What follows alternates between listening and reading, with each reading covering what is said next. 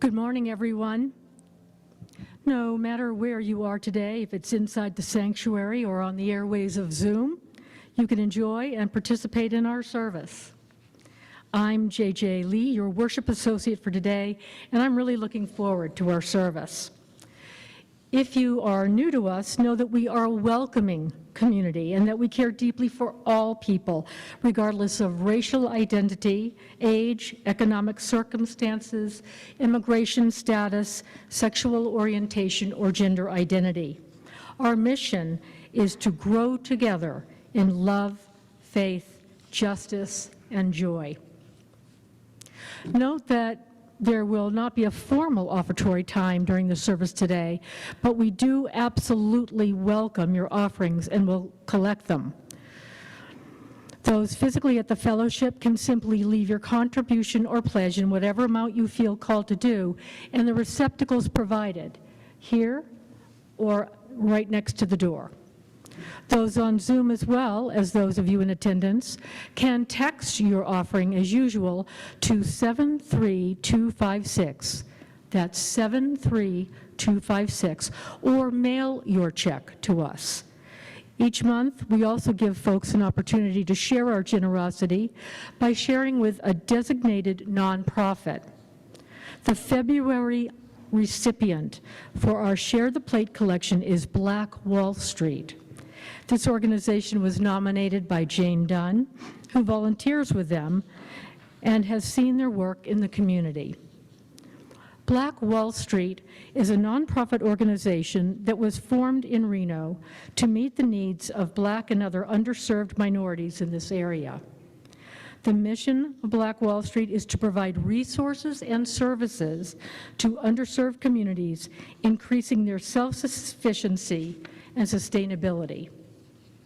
They fulfill their vision through a mobile food pantry, education in finances, Narcan training, suicide prevention, and substance abuse education.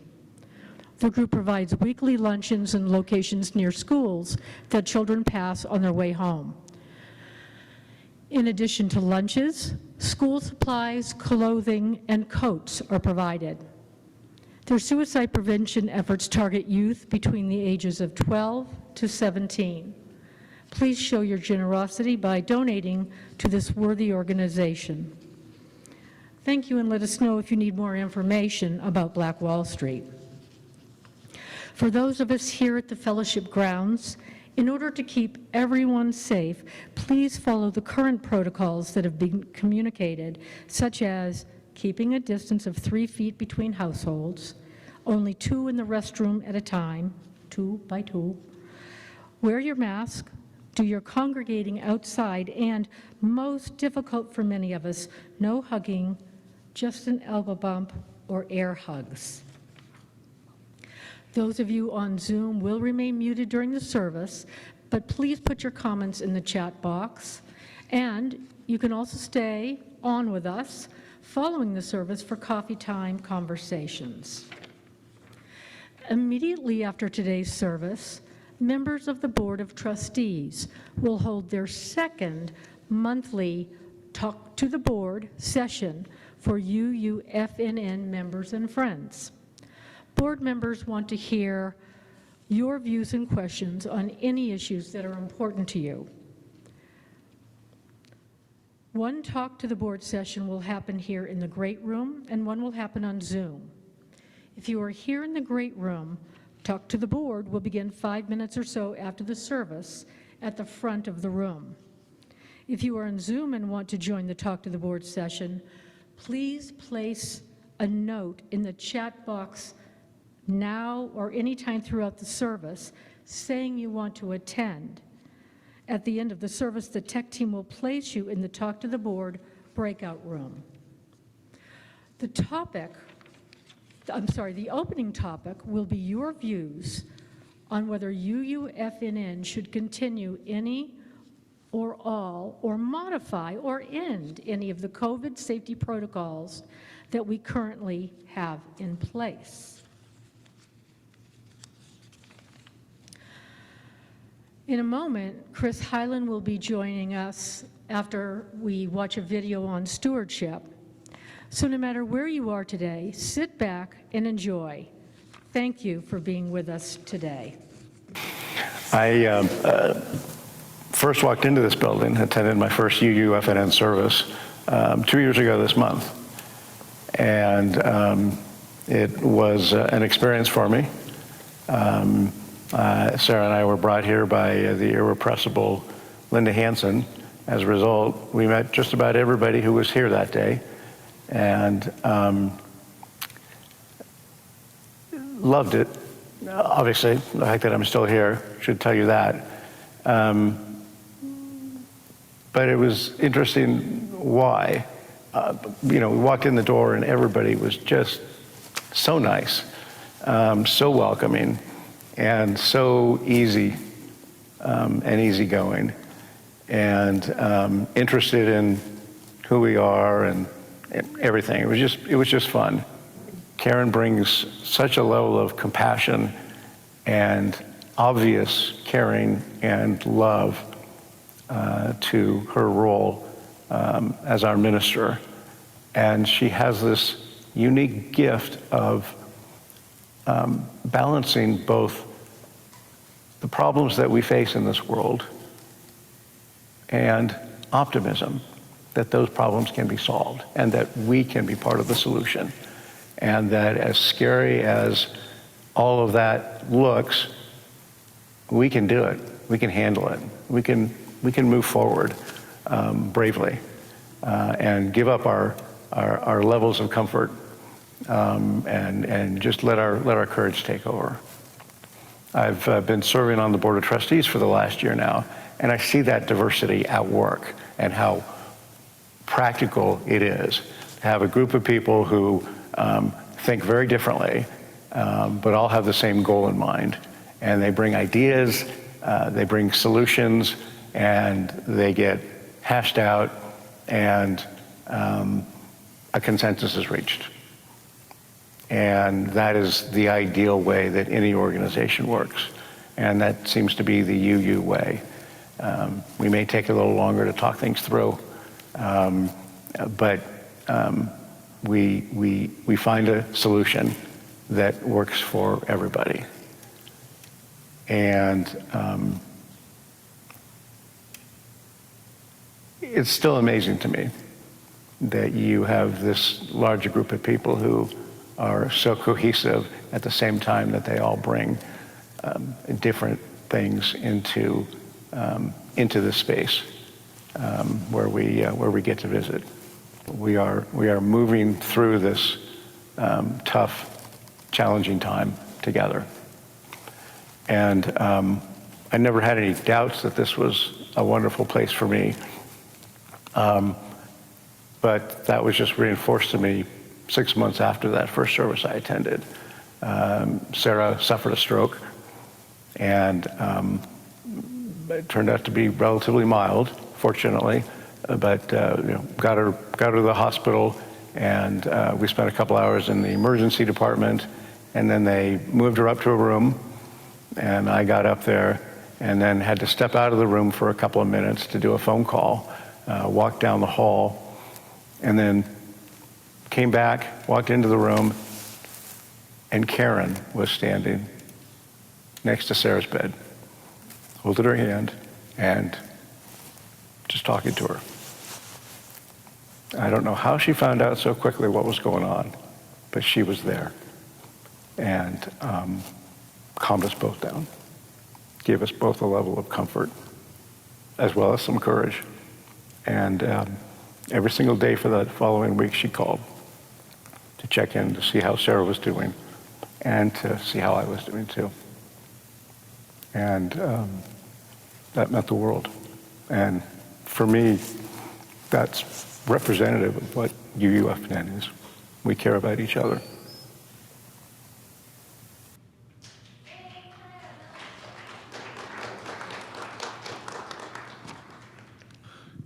Good morning, everybody. I'm glad to see we got a number of folks who arrived at the last minute, which is what I usually do here in the room. And for everybody who's with us on Zoom, it is great to have you all. Watching that video from a year ago, and it's kind of unnerving seeing yourself on that big of a screen. But watching it, you can see how much I've aged in the last year, can't you? A lot more gray hair than I had then. Well, maybe not that much more. UUFNN has become many things for me. Spiritual growth, education, the things we do for our communities. But for me, the most important aspect of UUFNN is the personal. It is the relationships that I have been so lucky to form. It is the support we provide one another during times of need, and it is the care and love we give to one another. As you saw in that video, I was moved that afternoon when Karen appeared at the hospital in the middle of a crisis. And it is that personal connection with each of you that touches me the most and that motivates me to do the things and to contribute in the ways that I do here. You are what UUFNN means to me. And you are why I'm willing to stand before you and talk about something that I do not like to talk about: money. The contributions UUFNN receives starting July 1 determine our financial bottom line at the end of the year. But the spending in our budget that we will prepare over the next 3 months is based on, not on that money that we'll receive over the course of the next year. It's based on the pledges that we make now for the upcoming year. That means that all of us collectively and each of us individually determine now how much we will have to spend on the things that matter to us. You know there are basic costs to running the infrastructure for all of the wonderful things that we do. Our pledges pay for the construction of this building through our mortgage. They pay for the maintenance and upkeep of this building. They pay a handful of people that perform so much of the work that keeps UUFNN operating and that makes it possible to have someone like Reverend Karen appear in moments of great need. These expenses they're not very interesting, and they're not sexy. They're just there, and we must bear them if we want to continue to do the things we love. But for this upcoming year, there are some new things that the Board of Trustees would love to be able to add to our budget if we are able to. Number one, we need to hire a part-time accounting person to take over some of the duties that our treasurer currently has to perform, because that job has simply become too complicated in recent years for a volunteer member to do. Number two, we need to budget money to purchase equipment and technology that will inevitably needed for us to continue to elevate the already high quality of our multi-platform services and events. And number three, you all know the work that is done by our social justice teams. Among them, the refugee support team, the Borderlands Justice Team, our climate justice group, our racial justice programs among them. These programs are so important to our community, and they define so much of who we are and what we as UUers believe in. But do you know that these programs do not receive budget funding from UUFNN? Just think how much more they could do if we were able to provide them some direct funding through our budget. It sounds like I'm sitting on Santa Claus's knee and asking for a new bike, a pony, and a Ferrari. But we can begin to do these things. We can make new investments in things that matter to us. If we and you and I promise our financial support for this coming year, that is what I ask each of us to do in an amount that is meaningful and affordable to each of us. There is no one amount that is right for all of us.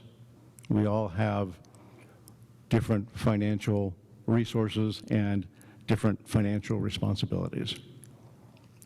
But there is no pledge that is too small.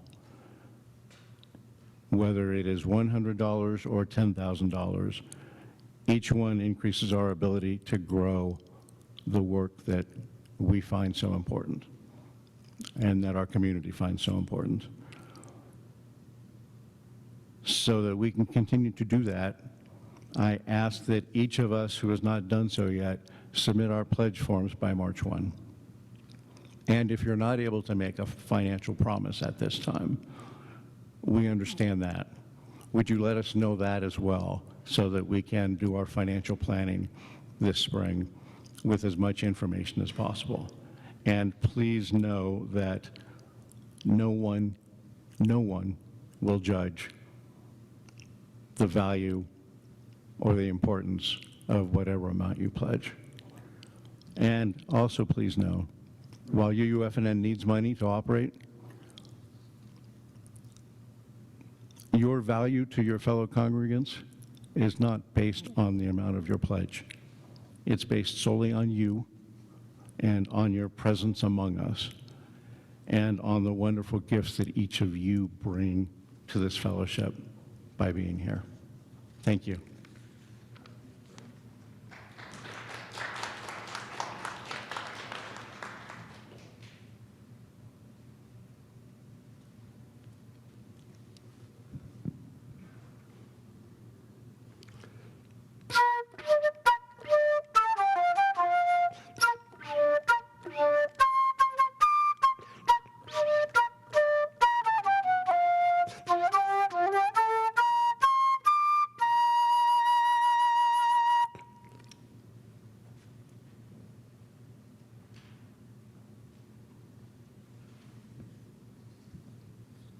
Good morning. My name is Mark Bacon, and I'm very pleased to be with you today. Welcome to this community, whether you are here in the sanctuary with us or whether you are out there at home in northern Nevada watching us electronically or even beyond Nevada. We gather today with family and friends and relax to let the spirit of life and love flow into us. We ask not that you accept rigid dogma or accept required creeds. We only ask you to come to this service this morning with an open mind and an open heart. Humbly, we dwell in the hour that now is in the earnest experience of the day. Let us worship together.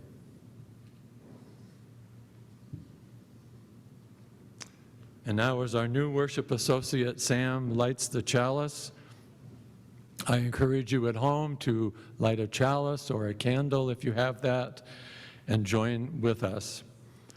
This ceremony is being repeated today at Unitarian Universalist groups throughout the country and throughout the world. It's a reminder to us of our great connection with the Unitarian community of faith.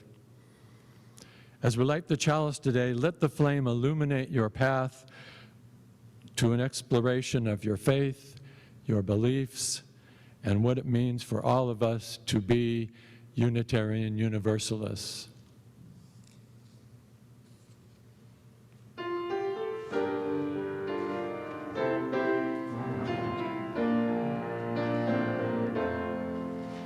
We laugh, we cry, we live, we die, we dance, we sing our song. We need to feel there's something here to which we can belong. We need to feel the freedom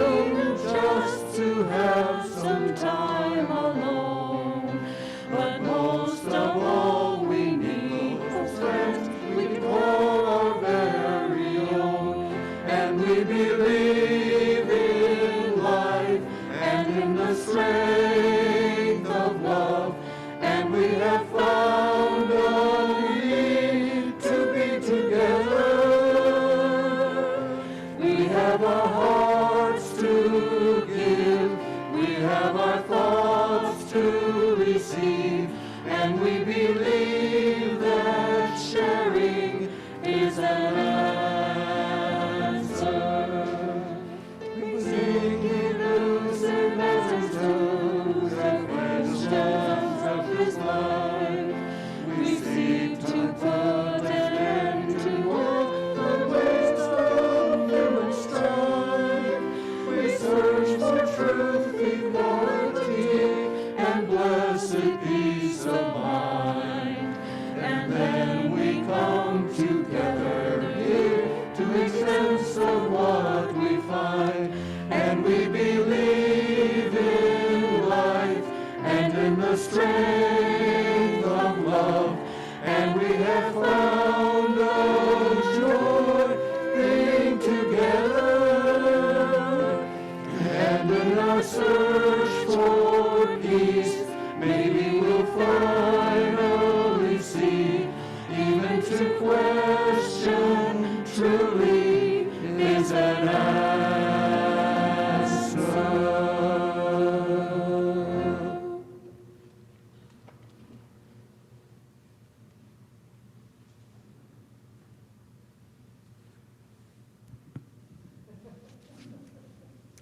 I'm a height challenged. Be nice to me. So our reading today is by Karen Armstrong. It's excerpted from her book, The Case for God. All faith systems have been at pains to show that the ultimate cannot be adequately expressed in any theoretical system, however august, because it lies beyond words and concepts. But many people today are no longer comfortable with this reticence. They feel that they know exactly what they mean by God. The catechism definition I learned at the age of 8, God is the supreme spirit who alone exists of himself and is infinite in all perfections, was not only dry, abstract, and rather boring, it was also incorrect. Not only did it imply that God was a fact that it was possible to define, but it represented only the first stage in a threefold dialectical method. I was not taught, she says, to take the next step and see that God is not a spirit, that he has no gender, and that we have no idea what we mean when we say that a being exists who is infinite in all perfections. The process that should have led to a stunned appreciation of an otherness beyond the competence of language ended prematurely. The result is that many of us have been left stranded with an incoherent concept of God. We learned about God about the same time as we were told about Santa Claus. But while our understanding of the Santa Claus phenomenon evolved and matured, our theology remained somewhat infantile. Not surprisingly, when we attained intellectual maturity, many of us rejected the God we had inherited and denied that he exists.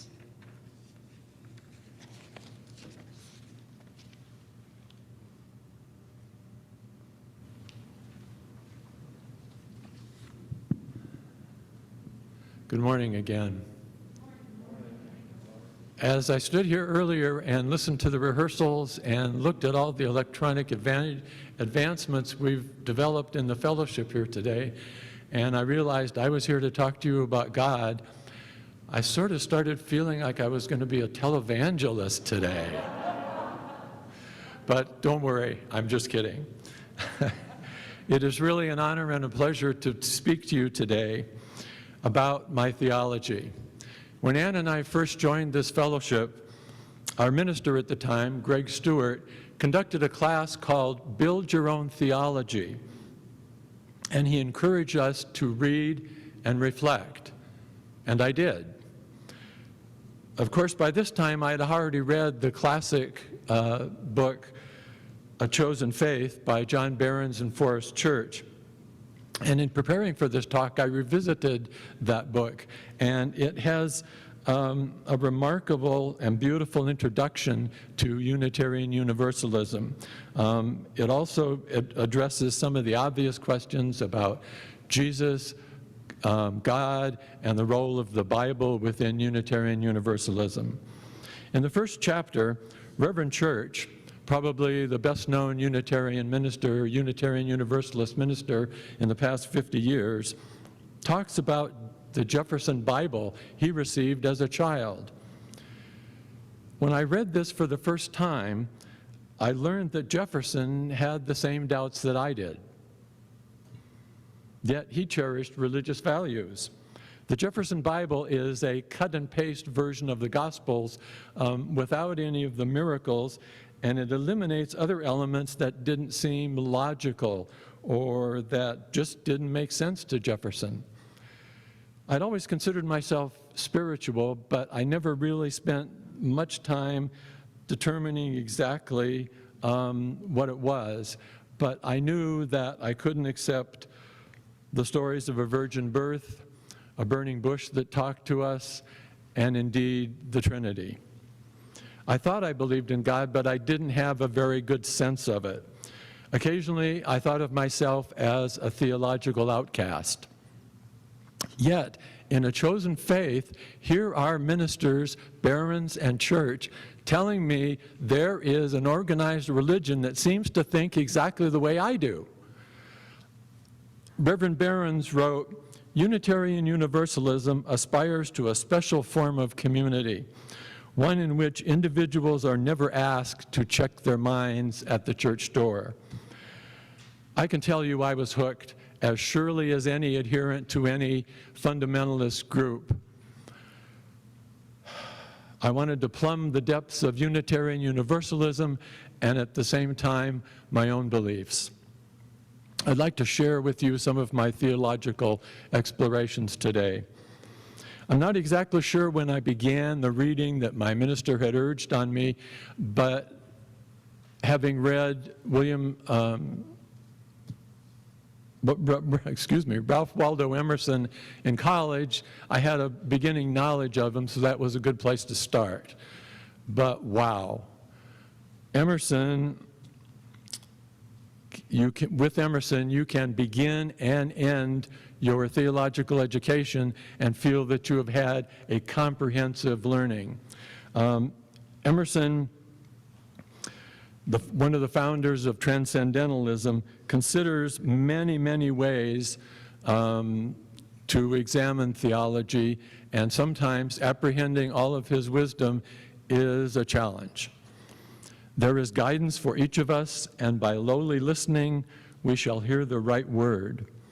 Place yourself in the middle of the stream of power and wisdom which animates all it floats, and you are without effort impelled to truth, to right, and to a perfect contentment. Enlightenment, he said, was an ongoing process, and he encouraged a spiritual practice that consisted of reading, writing, contemplating, and sauntering out of doors. It was Emerson and others who instilled in me my connection to the natural world. I believe we are all connected, and as one of our hymns says, we can see divinity in every living thing.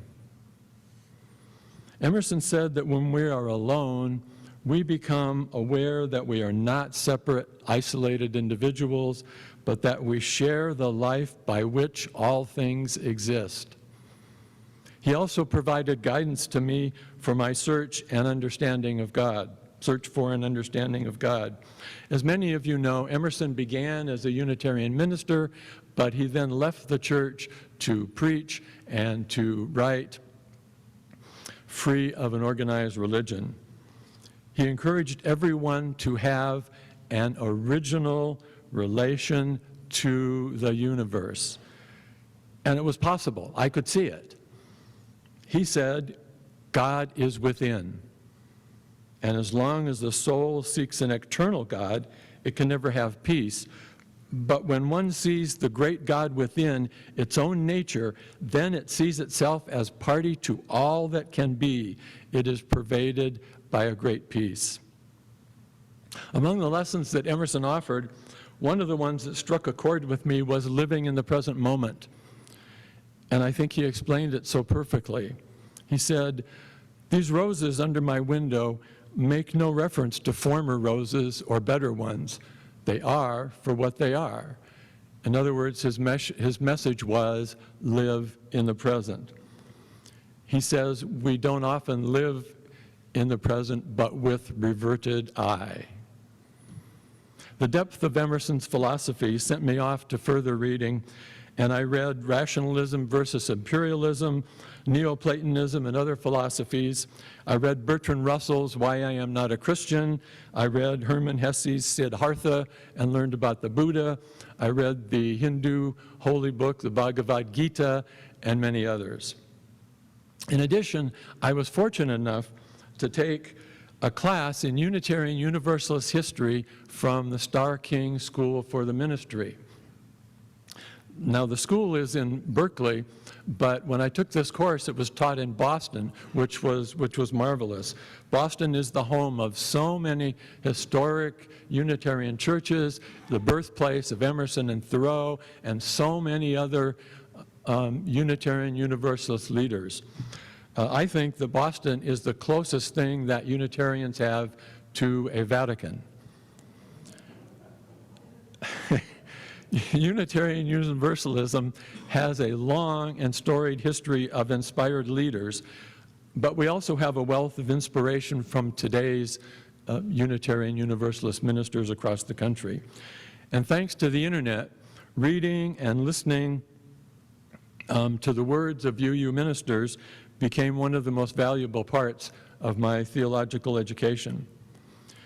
To share with you the thoughts of contemporary Unitarian ministers, I could pick from hundreds of topics, but I chose one of the foundations of what I believe it is to be a Unitarian Universalist, what it means to me, and that is having doubts. 19th century transcendentalist and Unitarian minister Frederick Henry Hedge wrote, "A man cannot truly believe what he has not at some time questioned." I love that. A man cannot truly believe what he has not at some time questioned. Frederick Henry Hedge. Now, Reverend Galen Gingrich, a senior minister today at All Souls Church in New York City, says, "In the modern world, people of enlightened faith live on the boundary between things we know for certain and things we can never fully comprehend." One of the beauties of Unitarian Universalism is that we may question orthodoxy. In fact, we're encouraged to do it. Jim Hulse, one of the founders of this congregation, as well as many other UU leaders, encourage us to cherish our doubts. And I believe one definition of being a Unitarian Universalist, and this applies to me as well, is one who accepts and is at peace with uncertainty about, accepts and is at peace with uncertainty and ambiguity about the nature of the divine, is at peace with uncertainty and ambiguity about the nature of the divine. Most UU ministers have addressed this question, some often. What is the nature of the divine? Religious experience, Reverend Church wrote in 2006, 3 years before he died, is not served by those who refuse to go beyond the letter, either of Scripture or science, to explore the Spirit. He said, fundamentalists come in two basic varieties. Right-wing fundamentalists enshrine a tiny God on their altar. Fundamentalists on the left reject this tiny God, imagining that by doing so, they have done something creative and important. Both groups are in thraldom to this tiny God. He goes on to say, when people tell me proudly that they don't believe in God, I say, tell me about this God that you don't believe in, because I probably don't believe in him either. God is not God's name, church tells us. God is our name for that which is greater than all and present in each. He called it an awe-inspiring, mind-bending mystery. Reverend Gingrich from New York, in one sermon, questioned the nature of God on several levels. He explained the conceptions of God have vacillated between two ideological extremes. One is that God is immanent, meaning God is a part of the world, and one is that God is transcendent, meaning that God is a part from the world and rules over it as its judge. Now, for those that believe God is a part of the world, apart from the world, I should say, Gingrich says you face another question. Does God actively meddle in the affairs of his creation? Now, I call this God who meddles one who meddles and mismanages, and I'm a little skeptical, I'm afraid. So Reverend Gingrich asks, can God intervene in the body of a favored believer to heal a serious disease? In response to fervent prayer, can God change the direction of a fierce storm or empty a parking space near the entrance to a mall for you when it's raining outside? If the answer to this question is yes, Reverend Gingrich has another question for you. If God is able to save innocent sufferers from starving to death or dying young, why does God routinely choose not to do so? Reverend Gingrich offers several descriptions of God. In the name we give to our sense of an eminent presence that bears witness to everything that happens in life. God, he said, is the idea that accounts for our sense that the future is possible at all. Some years ago, Christine Robinson, former senior minister of the First Unitarian Church of Albuquerque, approached this subject, the mystery of life, from a different direction in a sermon she entitled Immortality. She said she was raised as a humanist and did not believe in life after death, and she believed that the scientific method could explain all that needed to be explained. With that background, she talked about a college sociology class where she heard a person talk about a near-death experience. He had nearly drowned as a child, and during that incident, he had seen a white light drawing him forward, and he said his struggle to live turned into a peaceful wondering. Now, I was sitting there, Reverend Robinson said, torn between my phony theory and the respect for what I had for this person. And then in the silence, another person spoke up. She explained that a Vietnam War veteran had been mortally wounded in battle, and as he lay on a battlefield operating room, he said he saw a white light that beckoned. They nearly fell into each other's arms, Reverend Robinson said, in relief that somebody else had the same experience. The veteran said that this was the first time he had ever told this to anyone. And he said that because of the peace he felt through this, he was no longer afraid of death, and the other person agreed with him.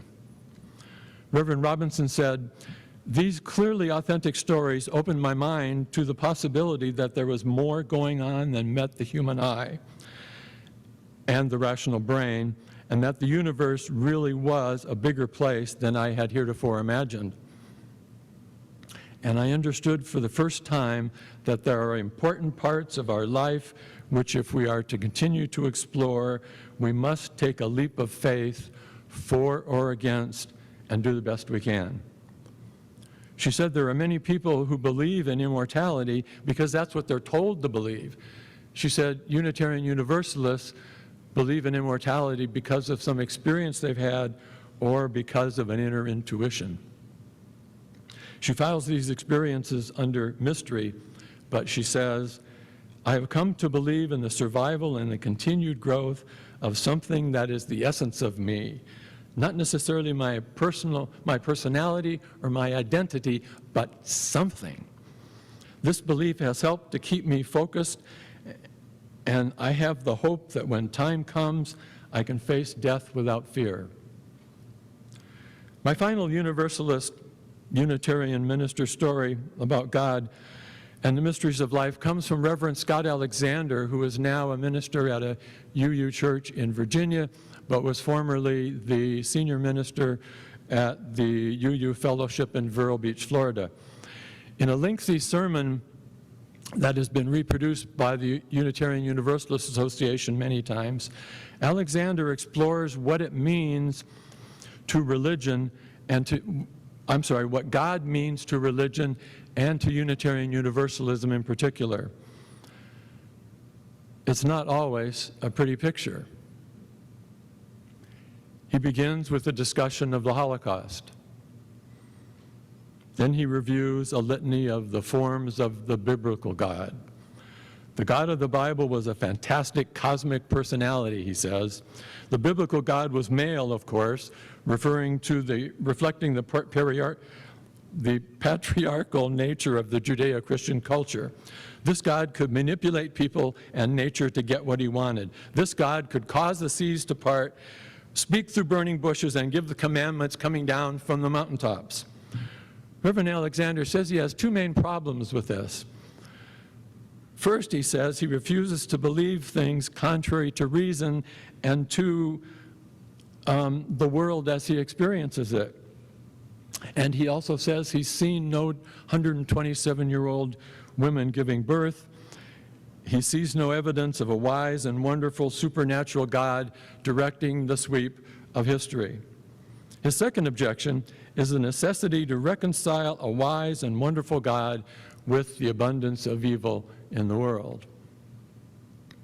He recalls a great Mississippi flood that delivered so much damage and death to the Midwest. At the same time, he said, preachers up and down the river were saying that God was angry because we had allowed gambling ships to float on the river.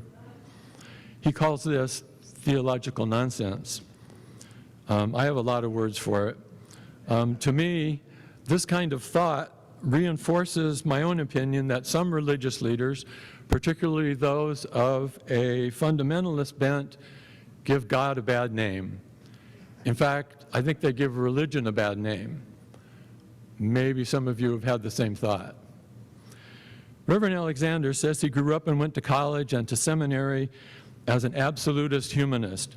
He said he built a great philosophical fortress around himself to defend against the irrepressible impulse in his heart to find something holier, higher, and more eternal than myself.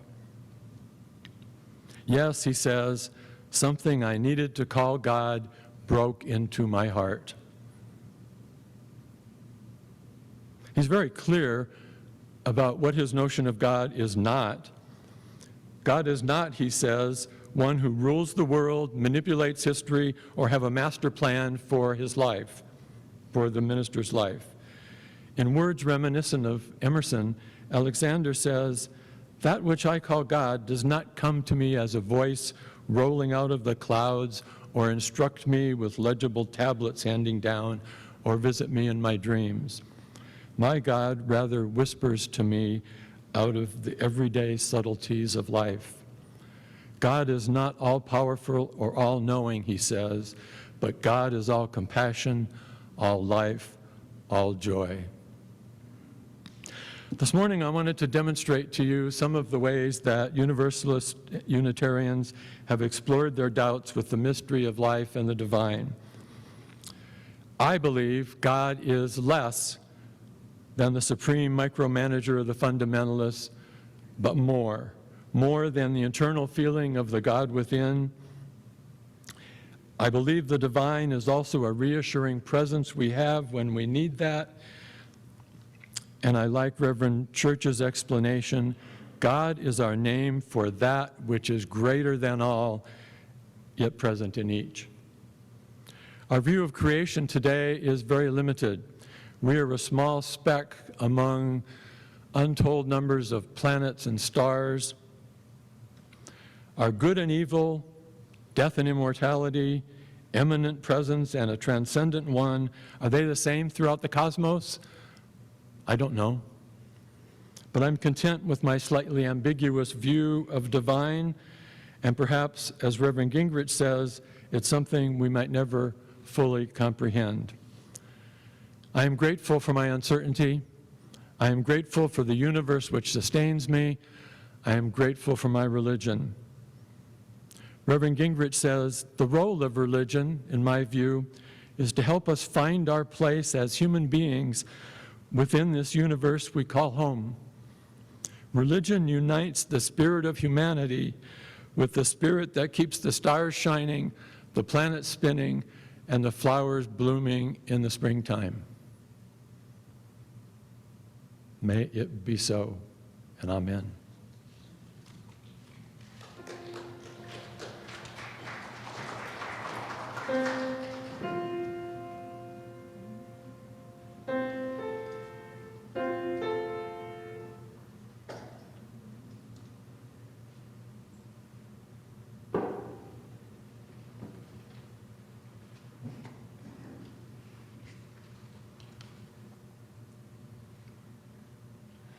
I'm sending you light to hold you, to heal you. I'm sending you light to hold you in love.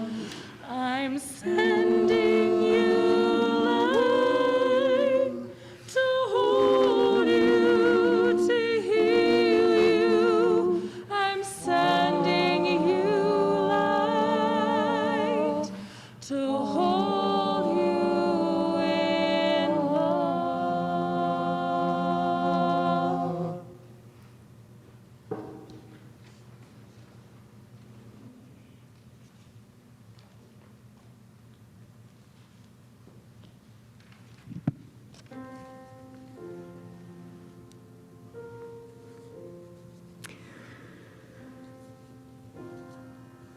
I invite us now to set our hearts, minds, bodies, and spirits to our time of community prayer and meditation. Listen to your own stream of connection to nature, your God within, that which is greater than all and present in each. That something filled with compassion and joy.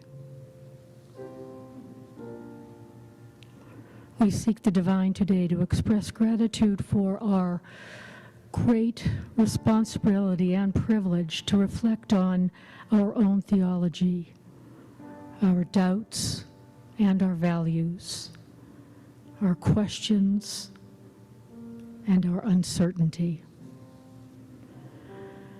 And we request healing, forgiveness, strength, whatever we need to be whole. I invite you to record your blessings and burdens in the chat box so that we can hold them as one community together.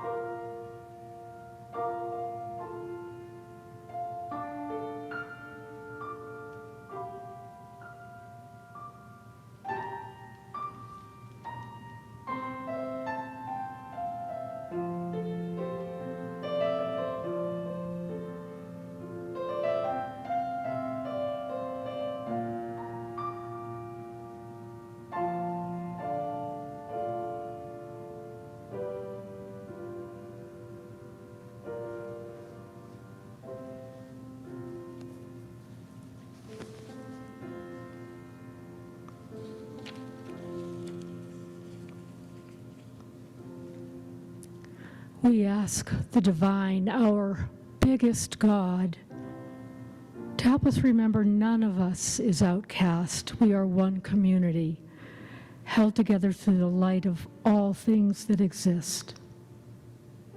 So we make our gesture to ourselves and each other, one hand on our heart, the other extended outward in a silent expression to say, I see you, I hear you. We are here for each other. Amen.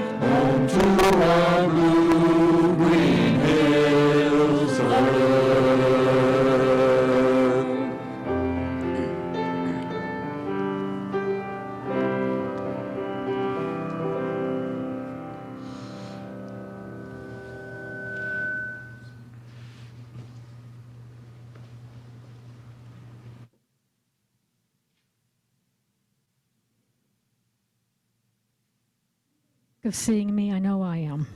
So I think this is the last time. I don't have any more papers. So I would like to thank you for joining us today. Please all make yourselves aware of our programming through our regular emails. If you're not receiving our emails and would like to, please fill out the online card on our website, which is uufnn.org.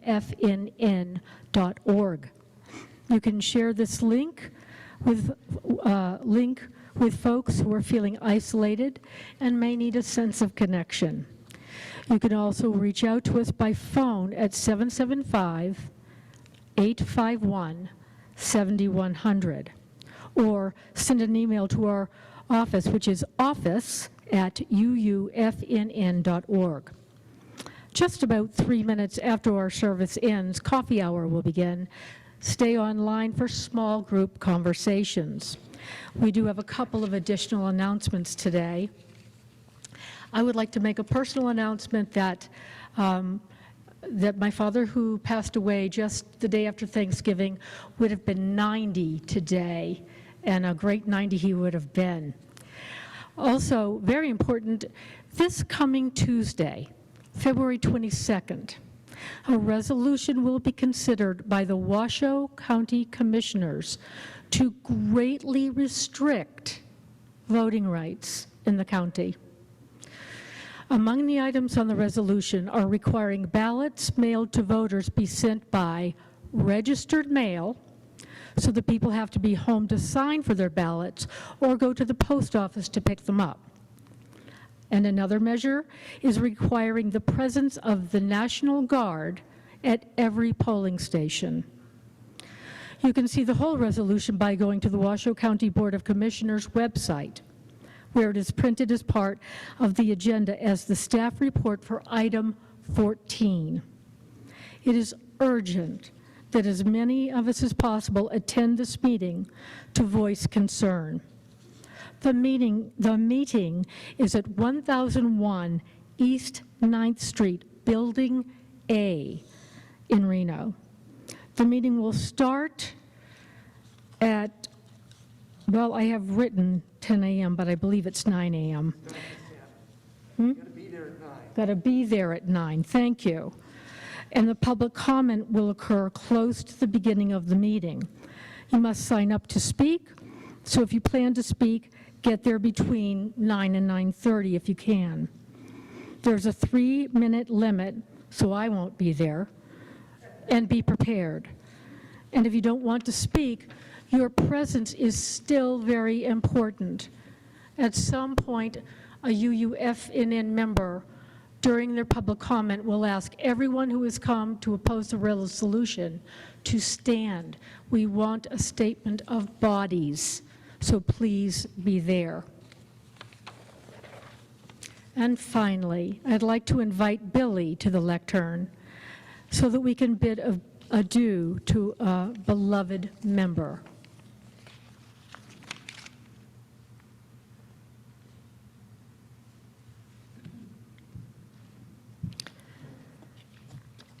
I actually love the opportunity to say good things in public about Lisa Drotter, but I really am not happy to do it under these circumstances of bidding her adieu.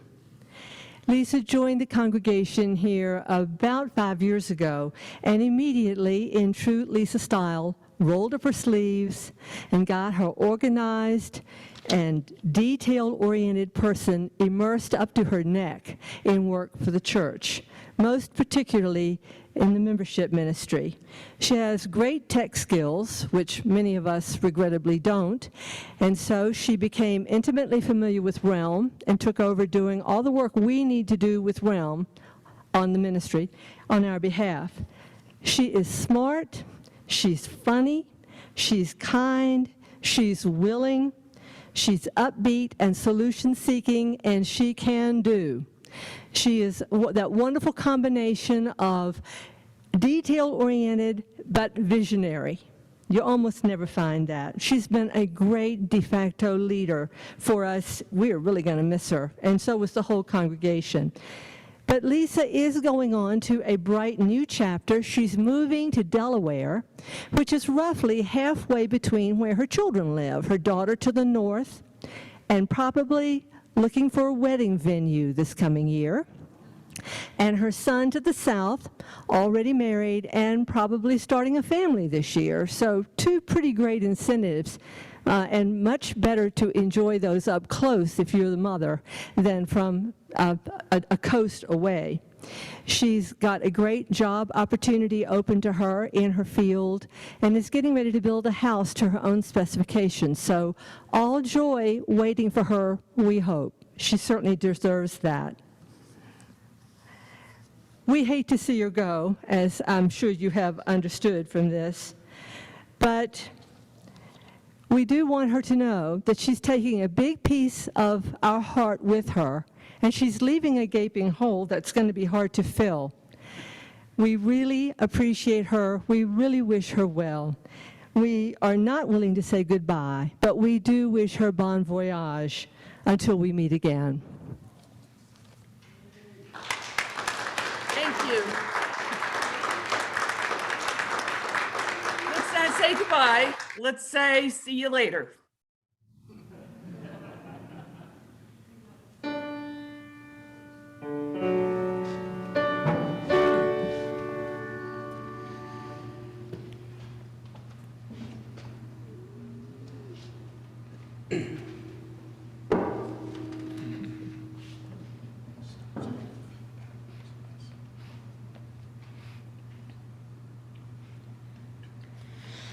We celebrate the web of life, its magnitude we sing. For we can see divinity in every living thing. A fragment of the perfect whole in cactus and in quail, as much in tiny barnacle as in the great blue whale.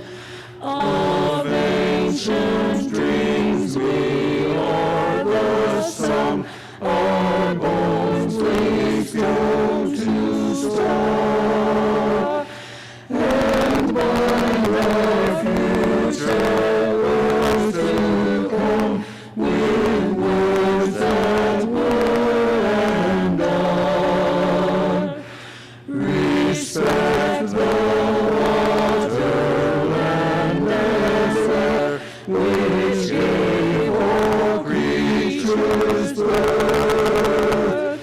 Protect the lives of all that share the glory of the earth.